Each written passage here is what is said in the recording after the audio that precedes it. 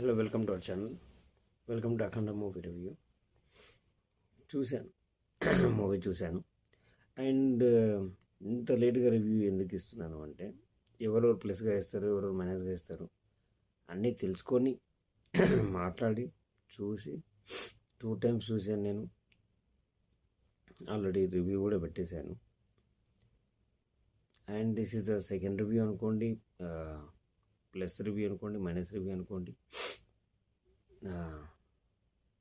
Nothing is problem.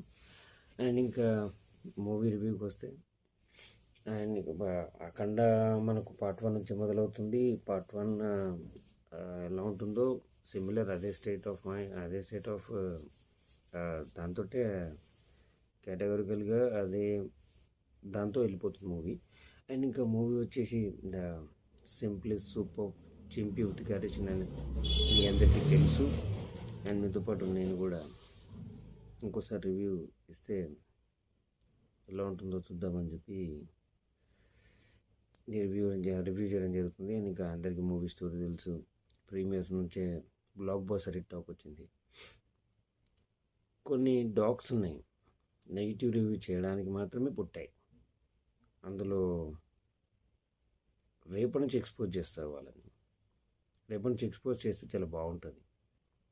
యాక్చువల్గా అయితే నేను పెద్దగా పట్టించుకోను, కాకపోతే ఏ సినిమాని నెగిటివ్ రివ్యూ ఇవ్వాలి, ఏ సినిమాకి ఇవ్వకూడదు అనేది కూడా తెలియకుండా ప్రతి సినిమాకి మ్యాక్సిమం వాళ్ళకు హిందీ సినిమాలు, మలయాళం సినిమాలు, తమిళ సినిమాలు బాగా నచ్చుతాయి, కానీ మన సినిమాలు నచ్చవు.